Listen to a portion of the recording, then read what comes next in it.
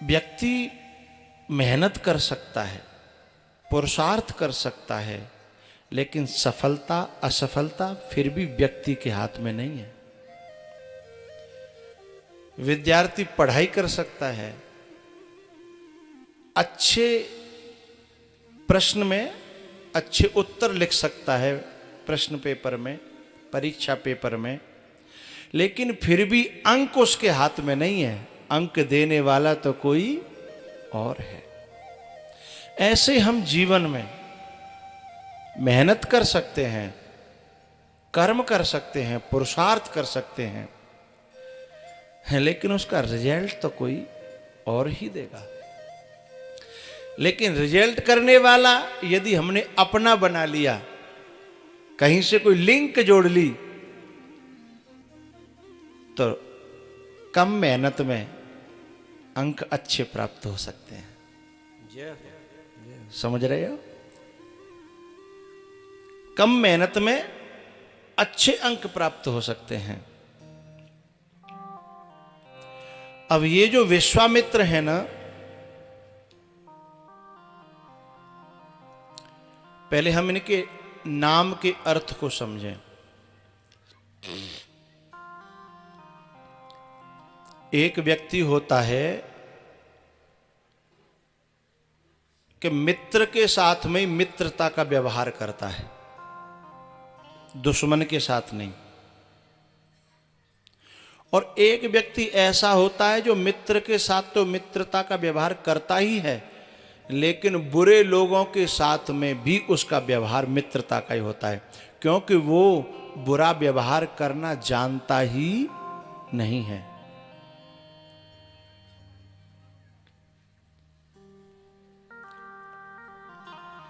मित्र का जो मित्र के साथ मित्रता का व्यवहार करे वो सामान्य है, और बुरे के साथ में भी मित्रता का व्यवहार जो करे वो सामान्य नहीं है, सामान्य से विशेष है, वो साधु है।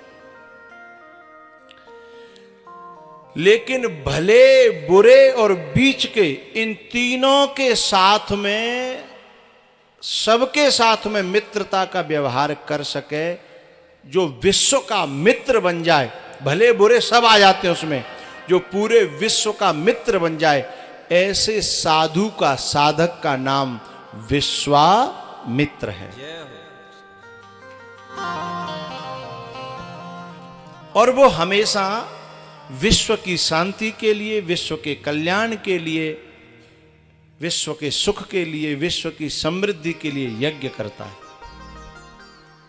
लेकिन उस यज्ञ में ताड़का, सुबाहु, मारीच यानी विधर्मी लोग, बुरी प्रकृति के प्रवृत्ति के लोग उसमें विघ्न डालते हैं।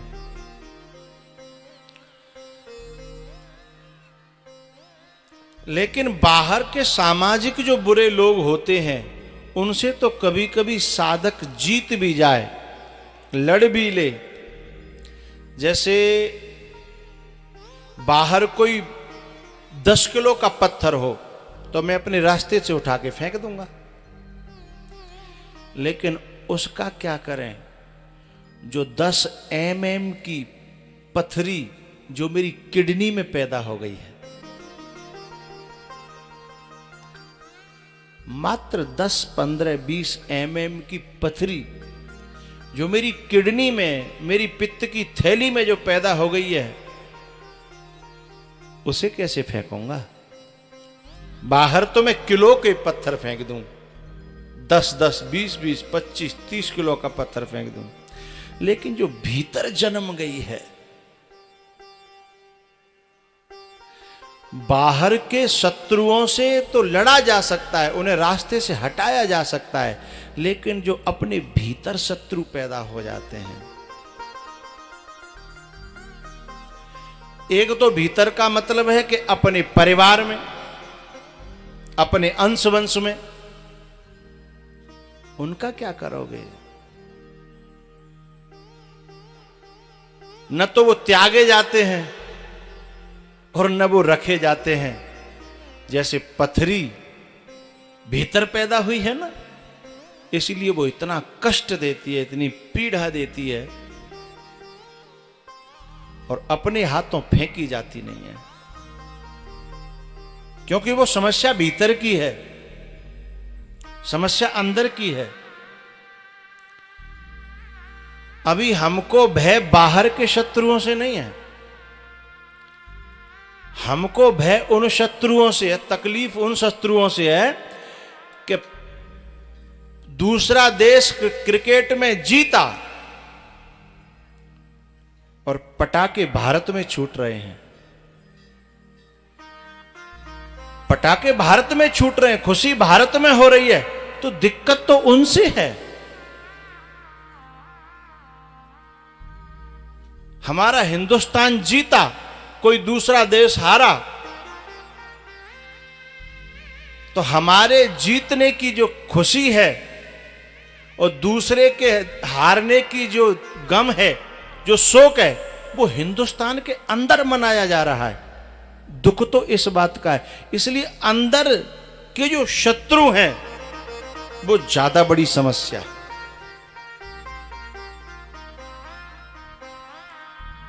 भाई बाहर वाले से तो हम सावधान हैं, हमारे पास एक सीमा है, उससे अंदर प्रवेश करेगा तो हम लड़ लेंगे, लेकिन जो भीतर ही घुसाई हर समय है और हर चीज में दखलंदाजी है उसकी, उस शत्रु से कैसे जीता जाए।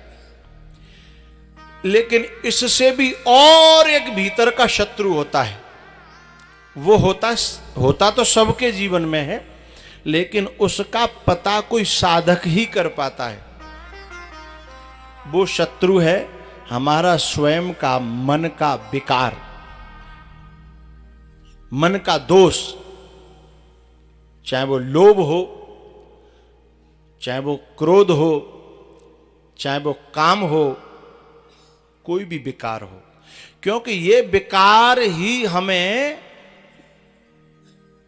अशांति देता है और हमारे किसी भी यज्ञ को सफल नहीं होने देता।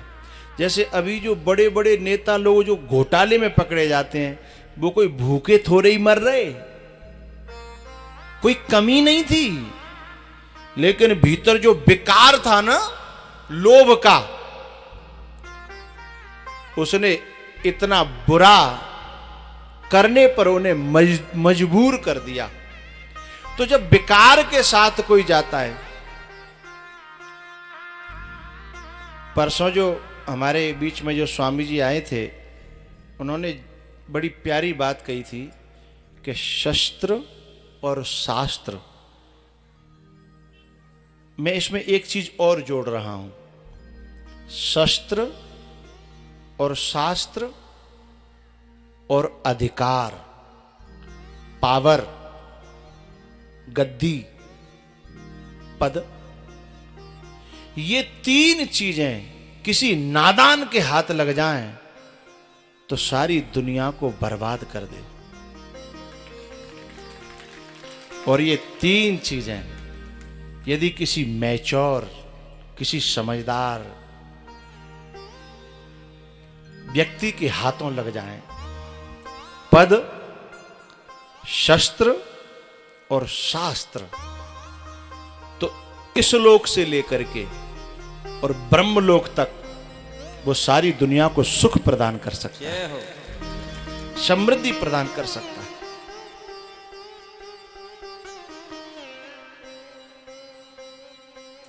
तो विकार रहित व्यक्ति के हाथ में शास्त्र आ जाए, शस्त्र आ जाए और पद आ जाए, तो फिर वो दुनिया को निर्विकार कर सकता है।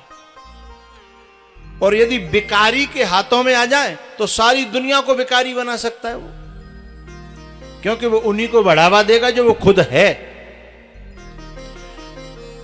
तो एक तो बाहर के दुश्मन, एक अंदर के दुश्मन, और एक अंदर में भी अपने अंदर के दुश्मन, और जो जितना अंदर का वो उतना ही खतरनाक, जो जितना अंदर का उतना ही खतरनाक। तो विश्वामित्र जी जब यज्ञ करते करते करते करते उनके यज्ञ को सफल नहीं होने दे रहे थे, तो बाहर के शत्रु नहीं थे, अंदर के शत्रु थे, देश के और दिल के, देश के और दिल के। बाहर के थे ताड़का, सुबाहु और मारीच, और अंदर के थे वासना, राग और द्वेष। राग और द्वेष और वासना से जब तक मुक्ति नहीं मिलेगी तब तक हमारे जीवन का कोई भी आत्मयज्ञ, परमात्म यज्ञ वो सफल ही नहीं होने देंगे। क्योंकि हम जब कोई यज्ञ करेंगे तो उसके बदले में परमात्मा की भक्ति करेंगे, तो उसके बदले में हमें मांगना तो परमात्मा ही चाहिए, परमात्मा से। लेकिन वासना क्या करेगी? परमात्मा को नहीं मांगने देगी। राग क्या करेगा? परमात्मा को नहीं मांगने देगा। द्वेष क्या करेगा? परमात्मा को नहीं मांगने देगा। वासना क्या करेगी? हम लोग रोज आरती बोलते हैं, और उस आरती में, आरती कब बोली जाती है? पूरे यज्ञ के बाद। कोई भी अनुष्ठान, कोई भी कुछ कर रहे हैं, सब करने के बाद में क्या करेंगे? आरती। और सब करने के बाद में फिर भगवान तैयार होता है कि बोल क्या मांग रहा है। अब वहां होना तो ये चाहिए कि भगवान से भगवान को मांग ले, लेकिन हम क्या करते हैं? भगवान की यज्ञ करी, पूजा करी, सब काम करे, उसके बाद कहते हैं सुख संपत्ति घर आवे। वहां में ये नहीं है कि अपनी अपनी अपनी हो चाहे पराई हो, सब मेरे ही घर में भीतर छुपी रहती है, वो शब्दों में नहीं है। सुख, अब वो सुख है, ये नहीं है कि मेरे कर्मन को चाहे का वो दुख दे के आवे, पर मेरे घर में सुख संपत्ति घर। अब भगवान तो गयो, भगवान तो बेच दिया। जो पूजा करी थी हैं, पूजा में भगवान को बेच दिया। तू तो जा, बस मोह का दे जा, सुख संपत्ति घर आवे, कष्ट मिटे तन का। ये किसने मंगवाया? वासना ने। इस जीवन से, इस शरीर से ईश्वर तक को प्राप्त किया जा सकता था, लेकिन वासना ने वहां तक दिखने ही नहीं दिया। वासना ने तो केवल वहां तक दिखाया कि भाई छोड़ बातें का है रो है, सुखे मांग ले हैं। अब सुख में का मांगे हो? सुख में भाई छोटी छोटी चीजें, बहुत छोटी छोटी चीजें, कि अब के हे भगवान गेहूं जो है ठीक ठाक है जा, फलानी चीज ठीक ठाक है जा।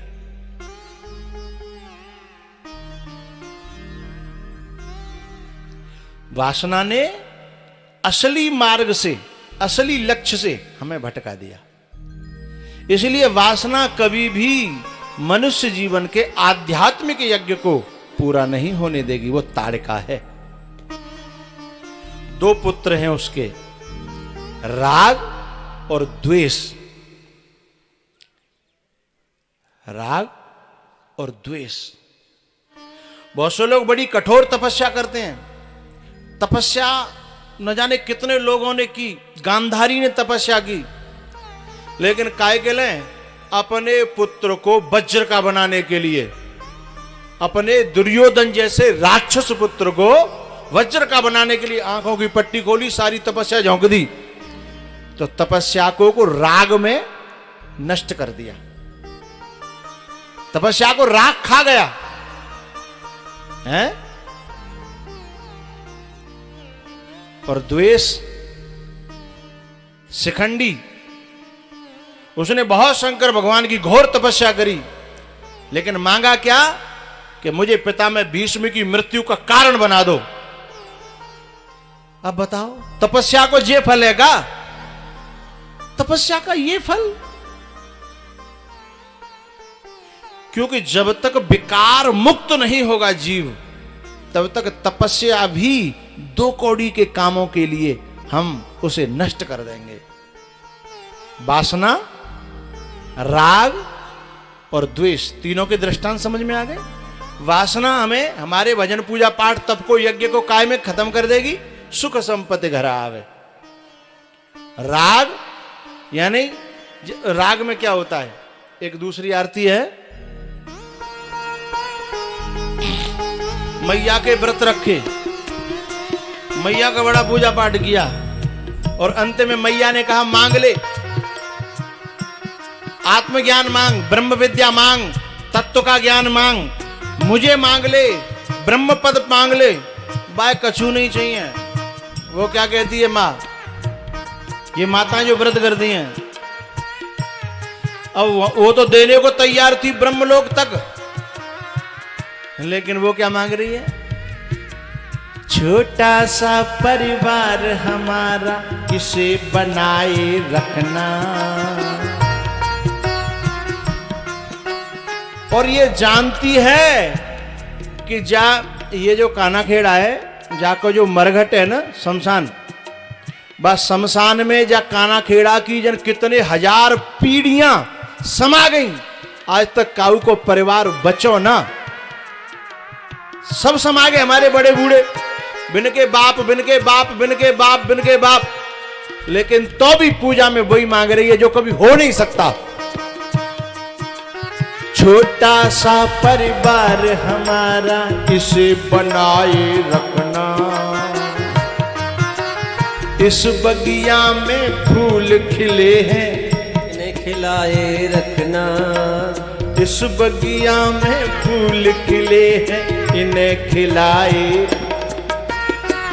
काय में नष्ट कर दी अपनी साधना, अपनी तपस्या, अपना यज्ञ, क्योंकि विकार थे ना भीतर, उन्हीं की पूर्ति कर रहे हैं, वासना, राग और द्वेष। एक व्यक्ति, एक बालक था, अब बादाम घोंट रहा था, किसी ने पूछा कि भाई इतने बादाम घोंट रहा है क्या करेगा, बोले पीऊंगा। बोले किस लिए, बोले मुझे अपने परिवार का सहारा बनना है। तो वो राग में उसने अपनी उस तपस्या को जोड़ दिया। मैं उस तपस्या नाम ले रहा हूं, एक कर्म है वो। उसने कहा मुझे अपने परिवार का, अपने माँ बाप का सहारा बनना है और ये करना है, वो करना है। ये तो राग में गई। और एक दूसरे मकान में वो भी बादाम घोंट रहा था। उससे पूछा कि तुम किस लिए बादाम घोंट रहे हो? बोले मैं इसलिए घोंट रहा हूं कि जा गांव में जो है काऊ चैनते जीवन नहीं दूंगा। ये द्वेष से भरा है? बा फलाने ने मेरे बाप का ऐसे किया था, बा फलाने ने ऐसा कर दिया था मेरे परिवार के संग। यानी द्वेष के लिए अपने जीवन को नष्ट कर रहा है? वासना, राग और द्वेष, इनसे जब तक मुक्त नहीं होगा तो कितनों बड़ो विद्वान बन जाए, कितनों बड़ो बलवान बन जाए और कितने बड़े पद पे पहुंच जाए, वहां जाकर के भी इन तीनों में ही फंसा रहेगा। चाहे वो कोयला घोटाला करे, चाहे वो चारा घोटाला करे, चाहे वो कोई और घोटाला, क्योंकि विकार संग लेके चल रहा है। और जितने बड़े पद पे पहुंचेगा वो उतना ही बड़ा विकार का काम कर डालेगा। इसलिए इस समाज को और इस अपने जीवन को, इस परिवार को यदि कोई खुशहाली दे सकता है, सुख दे सकता है कोई व्यक्ति, तो वो है निर्विकार। और विकारों से मुक्ति कब मिलेगी? ये विश्वामित्र जी ने बताया। गाधि तनय मन चिंता व्यापी, गाधि तनय मन चिंता व्यापी, गाधि तनय मन चिंता व्यापी, गाधि तनय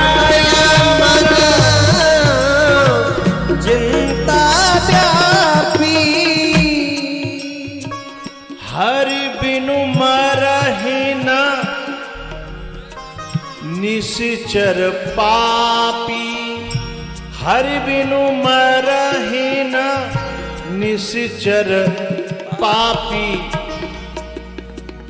गाधि तनय मन चिंता व्यापी, गाधि तनय मन चिंता व्यापी।